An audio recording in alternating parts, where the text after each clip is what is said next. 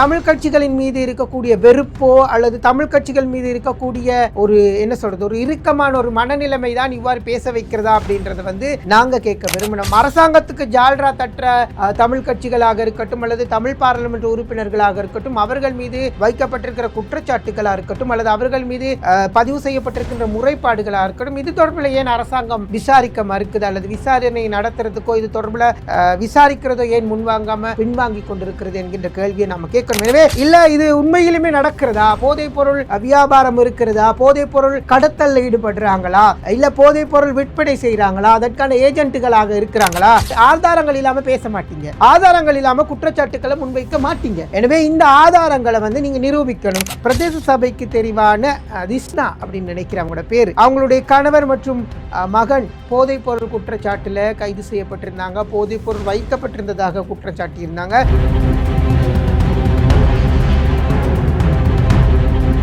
மகுடன் TV சொந்தங்களுக்கு வணக்கம். இது நோ டாபிக். நான் உங்கள் சேகு. இன்றைய தினமும் நோ டாபிக்கின் வாயிலாக ஒரு விடயத்தை பற்றி பேசலாம் அப்படின்னு சொல்லியிருக்கிறோம். ஒவ்வொரு நாளும் ஏதாவது ஒரு தலைப்பு, நோ டாபிக் அப்படின்னு சொன்னாலே தலைப்பு இல்லைன்னு அர்த்தம். ஆனால் நாம் எங்கேயாவது இருந்து ஒரு தலைப்பை கொண்டு வராட்டி நம்மளுக்கும் சரி இருக்காது. நம்ம மகுடன் டிவியை பார்க்குறவங்களுக்கும் என்னடா இன்னைக்கு ஒன்றும் இல்லை அப்படின்னு சொல்லி சிந்திப்பீங்க. சரி, இன்றைக்கு பார்த்தீங்கன்னு சொன்னால் ஒரு முக்கியமான ஒரு கருத்தை அமைச்சர் ராமலிங்கம் சந்திரசேகரன் சொல்லி இருக்கிறாரு.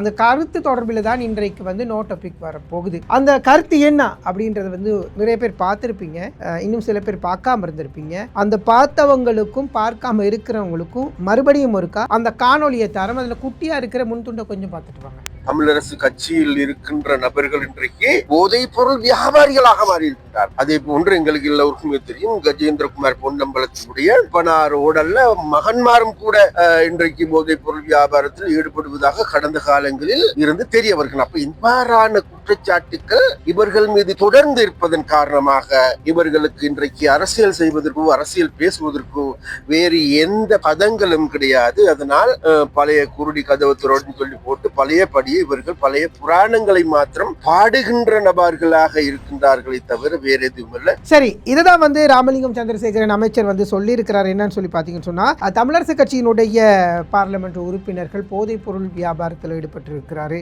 அதே போல யாழ்ப்பாணத்தினுடைய பார்லிமெண்ட் உறுப்பினர் கஜேந்திரகுமார் பொன்னம்பலம் அவருடைய பேரையும் சொல்லி இருக்கிறாரு. அவருடைய மகன் இந்த போதைப் பொருள் விற்பனையில தொடர்பு அப்படின்ற மாதிரி சில விஷயங்களை அவர் பேசி இருக்கிறாரு. ஒரு பொறுப்புள்ள அமைச்சர் மக்கள் சந்திப்புல அல்லது ஊடக சந்திப்புகள்ல அல்லது ஊடகங்களுக்கு கருத்து தெரிவிக்கிற நேரம் இது போன்ற விடயங்களை ஒரு பொறுப்புள்ள அமைச்சர் ஒரு காழ்ப்புணர்ச்சியின் காரணமாக சொல்றாரா, இல்ல ஒரு அமைச்சர் என்ற அடிப்படையில இவர் ஆதாரங்களை வச்சு சொல்றாரா அப்படின்றத நாம கொஞ்சமா குட்டி ஆராயலாம் அப்படின்னு சொல்லிதான் நான் இன்றைக்கு இந்த தலைப்பை நோட்டப்புக்கு எடுத்திருக்கிறேன். வடக்கு கிழக்குல வாழ்ற தமிழ் பாராளுமன்ற உறுப்பினர்கள் அல்லது தமிழரசு கட்சியினுடைய பாராளுமன்ற உறுப்பினர்கள் போதைப் பொருள் கடத்தலையோ அல்லது வியாபாரத்திலேயோ ஈடுபட்டிருந்தா இது தொடர்பு அரசாங்கம் என்ன செய்யணும்னு சொன்னா சட்ட நடவடிக்கைகளை எடுக்கணும். சட்ட நடவடிக்கைகளை எடுக்காம குற்றச்சாட்டுக்களை முன்வைக்கிறதுல என்ன லாபம், என்ன பிரதிபலன் அப்படின்றது நாங்க அமைச்சரான ராமலிங்கம் சந்திரசேகர்ட்ட கேட்க விரும்புறோம். நீங்க குற்றச்சாட்டுக்களை முன்வைக்கிறீங்க, இந்த குற்றச்சாட்டுகள் எந்த அடிப்படையில் முன்வைக்கப்படுகிறது?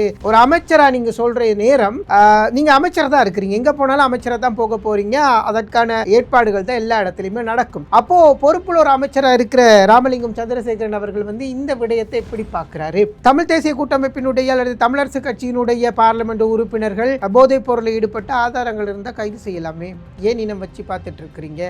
என்பிபி கட்சி ஒரு சுத்தமான கட்சி, எந்த குற்றச்சாட்டுகளும் இல்ல, அரசாங்கத்தை அல்லது நாட்டை சீரமைக்க வந்த ஒரு கட்சி, நாட்டினுடைய எதிர்காலத்தை நல்ல நிலைமைக்கு கொண்டு வர வந்த ஒரு கட்சி அப்படின்ற ஒரு விடயத்தை முன்னோக்கி தான் இந்த அரசாங்கம் ஆட்சிக்கு வந்தது. கொஞ்ச நாளையிலே நிறைய விவகாரங்கள், நிறைய பிரச்சனைகள், நிறைய இஷ்யூ எல்லாம் பேசப்பட்டுச்சு. என்னன்னு சொல்லி பாத்தீங்கன்னா சொன்னா, முக்கியமா இந்த சபாநாயகராக இருக்கிறாங்க இல்லையா, அந்த சபாநாயகரை அறிமுகப்படுத்திய ஒருத்தரே ஆரம்பத்தில் அவருடைய போலி டிகிரி அப்படின்ற ஒரு விஷயத்தை, ஒரு குற்றச்சாட்டை முன்வைத்து அவருடைய ஆதாரங்களை சமர்ப்பிக்க முடியாத ஒரு நிலைமை இப்போ ஏற்பட்டிருந்துச்சு. ஜப்பான்ல தான் இந்த பட்ட படிப்பு படித்ததாகவும் அதற்கான சான்றிதழ்கள் இருப்பதாகவும் சொல்லி இருந்தாங்க. ஆனா அந்த சான்றிதழ்கள் தொடர்பில் என்ன முடிவுகளை எடுத்தாங்க அப்படின்றத நாங்க கேட்க விரும்புகிறோம். அதே போல பார்த்தீங்கன்னு சொன்னால் என்பிபி கட்சியினுடைய பிரதேச சபைக்கு தெரிவான திஸ்னா அப்படின்னு நினைக்கிறவங்களோட பேர், அவங்களுடைய கணவர் மற்றும் மகன் போதைப் பொருள் குற்றச்சாட்டில் கைது செய்யப்பட்டிருந்தாங்க, போதைப் பொருள் வைக்கப்பட்டிருந்ததாக குற்றம் சாட்டியிருந்தாங்க. இது தொடர்பில் அமைச்சரான ராமலிங்கம் சந்திரசேகர் என்ன பேசினாரு அப்படின்றத வந்து நாங்கள் கேட்க விரும்புகிறோம். அதே போல பார்த்தீங்கன்னு சொன்னால் என்பிபி அரசாங்கத்தினுடைய மிகப்பெரிய அரசாங்கத்தின் மீது முன்வைக்கப்பட்ட ஒரு மிகப்பெரிய குற்றச்சாட்டு தான் இந்த 323 கொள்கலன்கள் சுங்க திணைக்களத்தினால வந்து அல்லது துறைமுகத்திலிருந்து கொள்கலன்கள் வந்து எந்தவித சோதனை நடவடிக்கைகளும் இல்லாமல் வெளியில அனுப்பப்பட்டது. இப்படி நிறைய குற்றச்சாட்டுக்கள் அடுத்தடுத்து நம்ம முன் வச்சுக்கிட்டே போகலாம். இவ்வளவு குற்றச்சாட்டு இருக்கிறது அரசாங்கத்தின் மீது, அரசாங்கத்தில் இருக்கக்கூடிய உறுப்பினர்கள் மீது இவ்வளவு குற்றச்சாட்டு இருக்கிறது. நான் யாரையும் சுத்தப்படுத்துறதுக்காக இந்த தலைப்பு எடுத்து பேசல. காரணம், எனக்கே ஒரு ஷோக்கா இருந்தது இந்த காணொலியை பார்க்கிற நேரம். நேற்று செய்தி அறிக்கைகளாக இந்த காணொலியை வந்து நான் வெளியிடுற நேரம் எனக்கே ஷோக். இவ்வளவு தமிழரசு கட்சி பாராளுமன்ற உறுப்பினர்களாக இருக்கட்டும் அல்லது தமிழரசு கட்சியினுடைய உறுப்பினர்கள் போதைப் பொருள் வியாபாரத்தில் ஈடுபட்டிருக்கிறாங்களா? இதுக்கு தமிழரசு கட்சி என்ன சொல்ல போகுது? தமிழரசு கட்சியினுடைய பாராளுமன்ற உறுப்பினர்களாகட்டும் பிரதேச சபை உறுப்பினர்களாக இருக்கட்டும் என்ன சொல்ல போறாங்க? முக்கியமா கஜேந்திரகுமார் பொன்னம்பலம் பாராளுமன்ற உறுப்பினர் இந்த விவகாரம் தொடர்பில் என்ன சொல்ல போறார்? தன்னுடைய மகனை பற்றி கூட ராமலிங்கம் சந்திரசேகரன் அமைச்சர் சொல்லி இருக்கிறாரு. இதற்கு கஜேந்திரகுமார் பொன்னம்பலம் பாராளுமன்ற உறுப்பினர் என்ன விளக்கம் சொல்ல போறீங்க? இவர் தெளிவா குற்றச்சாட்டுக்களை முன்வைத்திருக்கிறாரு. இந்த குற்றச்சாட்டுக்களை நீங்க இல்லன்னு நிராகரிக்க போறீங்களா, இல்ல இது தொடர்பில் விசாரணை நடத்த சொல்ல போகிறீங்களா? அமைச்சர்கிட்ட இது விசாரணை நடத்தினா இது தொடர்பில் அமைச்சர்கிட்ட கையில ஆதாரங்கள் இருக்கா? அந்த ஆதாரங்கள் அமைச்சரால் சமர்ப்பிக்க முடியுமா என்கின்ற கேள்வியும் நாங்களும் முன்வைக்கிறோம். எனவே ஒரு பொறுப்புள்ள அமைச்சர், நம்மளுக்கு தெரியாது இந்த விஷயம், இந்த விவகாரம் நம்மளுக்கு தெரியாது, ஆனா அமைச்சர் ராமலிங்கம் சந்திரசேகரன் பேசுற விஷயத்தை வச்சுதான் நாங்க இங்க பேசுறோம்.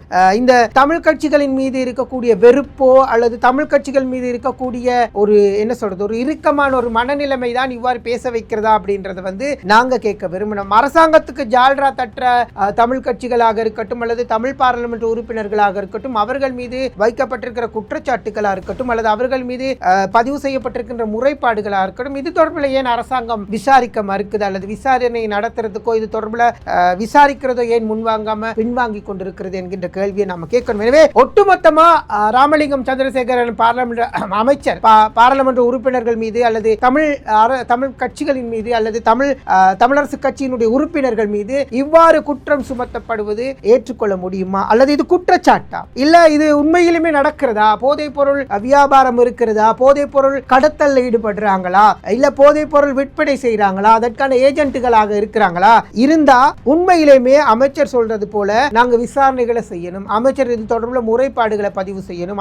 ஒரு அமைச்சர் பொறுப்புள்ள அமைச்சர் சொல்றாரு, அப்போ இதை குற்றச்சாட்டா அல்லது FCID-யிலோ அல்லது CID-யிலோ எங்கேயாவது போயிட்டு அமைச்சர் ஒரு முறைப்பாடு செய்யலாம். இந்த உறுப்பினர் இப்படி போதைப் பொருள் வியாபாரத்தில் ஈடுபட்டிருக்கிறார், இது தொடர்பில் விசாரணை நடத்துங்க அப்படின்னு காரணம் அவங்களுடைய அரசாங்கம் NPP அரசாங்கம் ஆட்சி செய்து நாட்டு தூய்மையான ஒரு நாடை கட்டி எழுப்புறதுக்கு முயற்சி செய்யறாங்க. தூய்மையான ஒரு அரசாங்கம் வந்திருக்கிறது. ஊழல், லஞ்சம், மோசடி இது எல்லாம் இல்லாம ஒரு அரசாங்கம் ஆட்சிக்கு வந்திருக்கிறது அப்படின்னு அவங்க சொல்றாங்க. அப்போ இந்த விஷயத்தையும் அவங்க விசாரணை செய்யணும், விசாரிக்கணும். இது தொடர்பில் குற்றச்சாட்டுக்களை நிரூபிச்சு அவர்களுக்கு தண்டனை வாங்கி கொடுக்கணும். போதைப் பொருள் என்பது ஒரு கொடிய விஷம், நாட்டினுடைய ஒரு சமூகத்தை முழுமையாக அழிக்கிறது. இதை தமிழ் உறுப்பினர்கள் செஞ்சால் என்ன, அல்லது முஸ்லிம் உறுப்பினர்கள் செஞ்சால் என்ன, அல்லது சிங்கள மொழி பேசக்கூடிய உறுப்பினர்கள் செய்தால் என்ன, குற்றமே தண்டிக்கப்பட வேண்டும். இதுதான் உண்மையான ஒரு விஷயமாக இருக்கிறது. எனவே அமைச்சர் அவர்களே, ஒரு தாழ்மையான ஒரு வேண்டுகோள், நீங்க இந்த விவகாரத்தில் முறைப்பாடு செய்யுங்க. இவங்க கடத்தி இருந்தா, கொள்ளக்கடத்தல் ஈடுபட்டிருந்தா அல்லது போதை வியாபாரத்தில் ஈடுபட்டிருந்தா நீங்க அமைச்சரா இருக்கிறீங்க, ஆதாரங்கள் இல்லாம பேச மாட்டீங்க,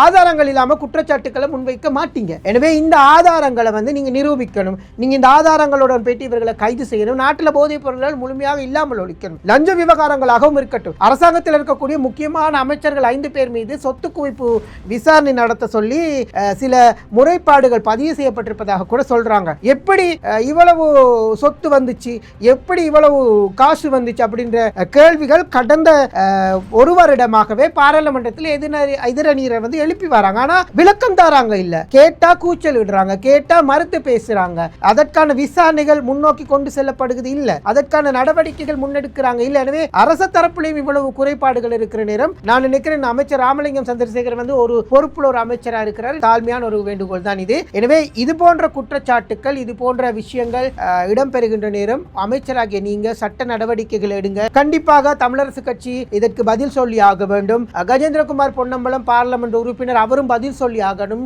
நேரடி குற்றச்சாட்டுக்களை குற்றச்சாட்டுக்களை வந்து முன்வைத்திருக்கிறார் அமைச்சர் ராமலிங்கம் சந்திரசேகரன். இது ஒரு அரசியலுக்காக முன்வைக்கப்பட்ட குற்றச்சாட்டா அப்படின்றது வந்து நம்மளுக்கு தெரியாது. நம்ம ஒரு நிகழ்ச்சியை நடத்துறோம், நம்மளுக்கு கிடைச்சிச்சு பாயிண்ட்ஸ், அதை வச்சு நாங்க பேசுறோம், அதுக்கான விளக்கத்தை கோரி நிற்கிறோம். எனவே இந்த விவகாரம் தொடர்பில் உண்மையிலேயுமே தமிழ் அரசு கட்சி அல்லது இலங்கை தமிழரசு கட்சியாக இருக்கலாம் அல்லது தமிழ் தேசிய கூட்டமைப்பாக இருக்கலாம், யாராவது இந்த போதைப் பொருள் வியாபாரத்தில் அல்லது கடத்தல ஈடுபட்டிருக்கிறீங்களா என்கின்ற கேள்வி நம்மளுக்குள்ள எழுந்திருக்கு. இந்த பொதுமக்கள் இந்த விவகாரம் தொடர்பில் பேச ஆரம்பிப்பாங்க. எனவே இது தொடர்பில் தெளிவுகளை வழங்க வேண்டிய பொறுப்பு அந்தந்த கட்சிகளுக்கு இருக்கு. இல்ல குற்றச்சாட்டுகள் முன்வைத்தால் அதை நிராகரிக்கின்ற பொறுப்பு கட்சிகளுக்கு இருக்கு. அமைச்சராக இருக்கின்றவர் இவ்வாறு குற்றச்சாட்டுகளை முன்வைக்கிற நேரம் அதற்கு ஆதாரங்களுடன் அமைச்சர் இந்த குற்றச்சாட்டுகளை முன்வைக்கணும், சமர்ப்பிக்கணும். எனவே இந்த விவகாரம் தொடர்பில் நாங்கள் இன்றைய நோ டாபிக்ல வந்து பேசி இருக்கிறோம். தொடர்ச்சியாக இது எவ்வளவு தூரம் பேசப்படுகிறது என்பதை தொடர்பில் நாங்க உங்களுக்கு கருத்துக்களை தாரதுக்கும் தகவல்களை தாரதுக்கும் தயாராக இருக்கின்றோம். தமிழ் கட்சிகள் கஜேந்திரகுமார் பொன்னம்பலம் உட்பட தமிழ் தேசிய கூட்டமைப்பு அல்லது இலங்கை தமிழரசு கட்சி